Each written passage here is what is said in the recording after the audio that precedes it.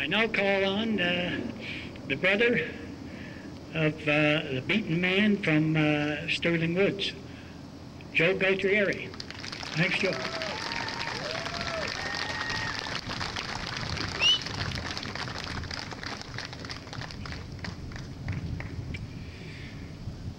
Hello, everyone. Sorry to get you out here on a Thanksgiving day, but my family and I agreed that we had some things to say. And one is, we thank you. We all thank you. My brother especially thanks you.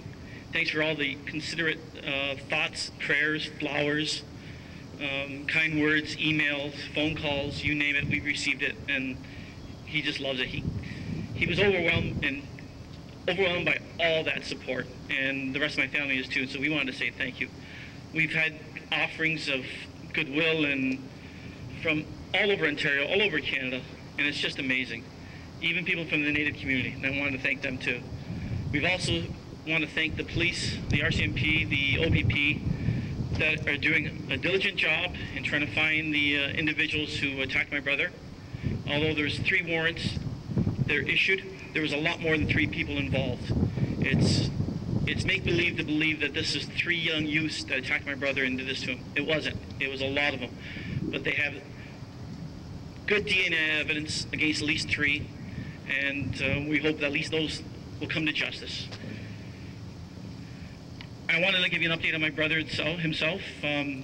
He's doing much better. If you've seen the Spectator as well as the CHCH interview, you'll know that he's still very slow. He doesn't speak clearly. He still doesn't remember everything, and it comes and goes. But he will get better. He's just in a lot of pain. But he was literally 1 blow away from dying. And I can't imagine how this city would react if he had died. What would the government have done then? Dudley George died. We had an inquest, spent millions and millions of dollars, year after year, finding out what the problem was. We were that close to doing the same thing? I don't know. But I do know is that we need to have something done too.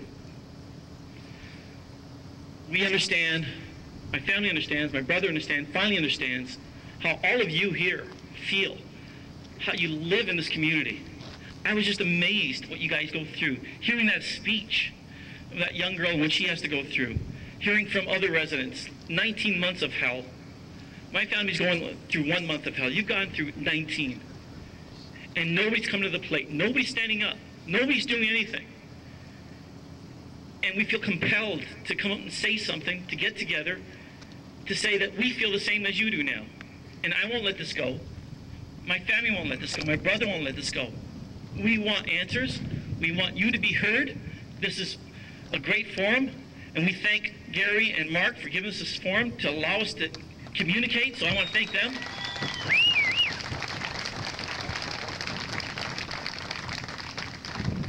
But your voices will be heard. I promise you that. My family's committed to this cause. I'm committed to this cause. We've got some great people on our side.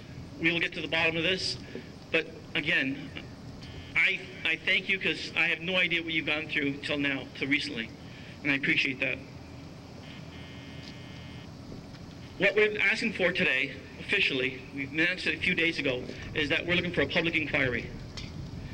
The only way we can get this thing taken care of is through a public inquiry. How else are you going to be able to express yourselves? Tell people how you feel. Let the public know how you feel. What's been done to you. The injustice that's been created through the situation.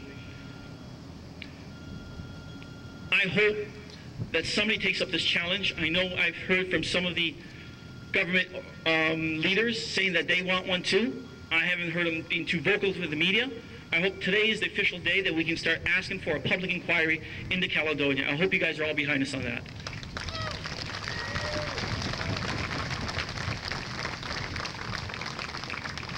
Like my brother had stated in the paper, he's not looking for revenge. He's not looking for compensation. He just wants answers, just like all of you do. How did it get this far? If this was predictable and preventable, why did this happen? It seems so unfair. It seems like everybody's burying their head in the sand. We need to answer, who owns this property? Not just this one, all the ones across Ontario that are in dispute. Who owns those properties? What is the legal ramifications of people who are currently on property that's in dispute? We need answers to that. We need answers to the policing. Why is there two jobs? Everybody here feels that there's two laws, one for the natives and one for the rest of the community. We need answers for that. We need answers why the leaders haven't stepped up. What is it with the McGuinty government that he can bury himself in the sand and behind headlines?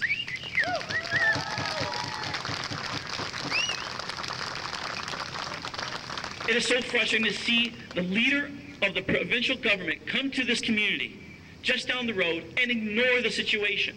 How do you do that as a politician? Do you only listen with one ear and not the other? Only listen to what you want to hear?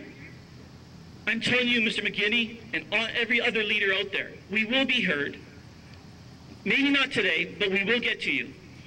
Through emails, and we've heard all sorts of other suggestions how to do it. But please, listen to us with both ears.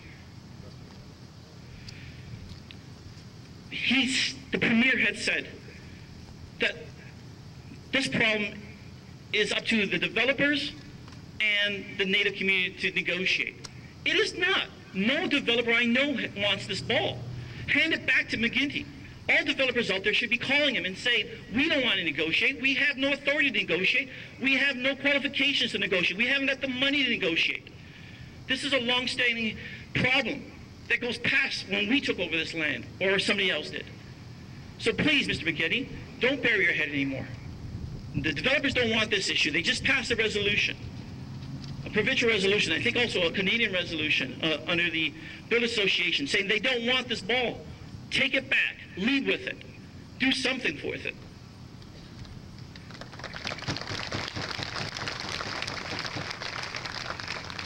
There was another problem with our government or our society or our system that my family experienced that hasn't got a lot of publicity lately, and is what happened to him in the hospital. It's been reported that he was asking for help. His emergency doctor at the Haldeman General was asking for a CAT scan.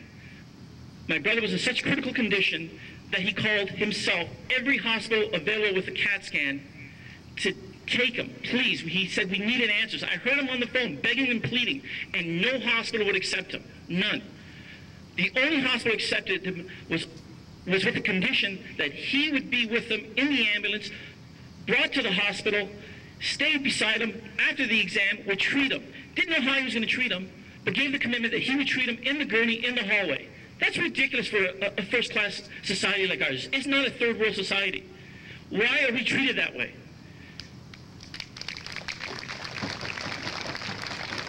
We can talk about how much money he's spending on our hospitals, but results matter. Results matter in anything you do, whether it's in business or politics. You have to cut those wait times down. That's one. We all know that. But you have to show some compassion to the people who are suffering out there. People without doctors, people who can't get beds. I don't see compassion in this leadership, in this government.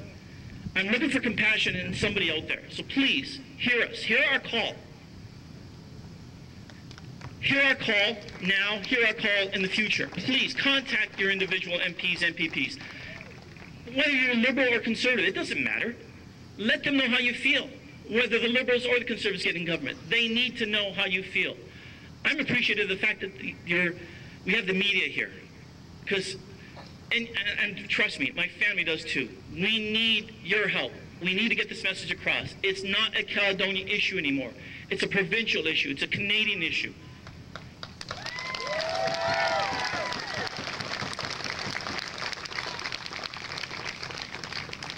When I met with David Crombie, I made some suggestions on how to solve this situation. I did a report. I'm doing a report. I've come up with some creative ideas. But the two things I believe that I've come up with that I think are paramount, that are important in this whole thing, is one, transparency in negotiations. Let's find out what the hell's going on. Nobody here knows what's going on. We keep asking somebody for help. Do you know what's going on? What's happening at the provincial level? What's happening at the negotiating table? Let's find out. This should be an open process. Is there a reason why it's closed? Is there a reason why there's no transparency? Please, keep it open. Let us know. Let us know that somebody's hearing our voices. Two, is we need a cultural change. Not just with the Native community, but here as well. The Native community is growing up hating us, hating our very core, our soul, thinking that they've been somehow have had a history of injustice from their forefathers. And they believe that the only way to resolve this is with militant action or militant strategy. And it's not. We need to win their hearts and minds and their souls. I've asked David Crombie, and I'm asking the leaders, let's set up a fund to start educating the Natives on how we feel and our concerns. Let's grow up in a society where there's no hate. As well, why don't our young children here grow up in the same type of society? Let's spend some of that money educating us on how they feel and their concerns. Whether it's people coming into the schools who can educate us, whether it's an ad campaign, but this is a long-term problem. Our government may be able to resolve this in the short term, but the hearts and souls and minds of these individuals have to be changed, and that's a long-term problem. They should have a long-term solution.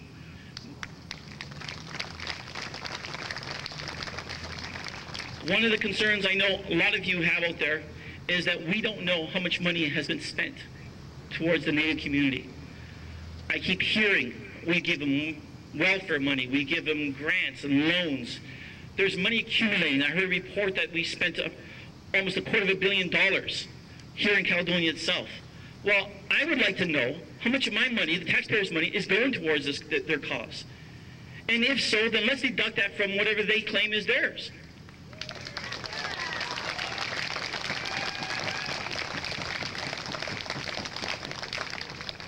I believe this is a just cause.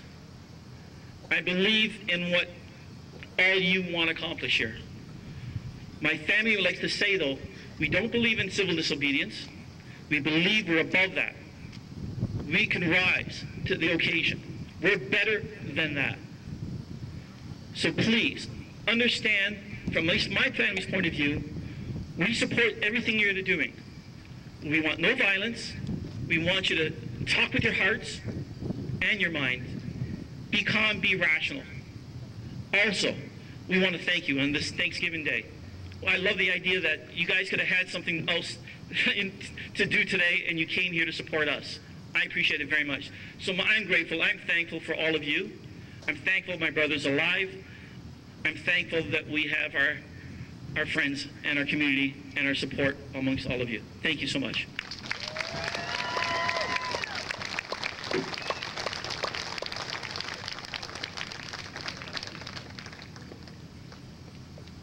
Thanks very much, Joe.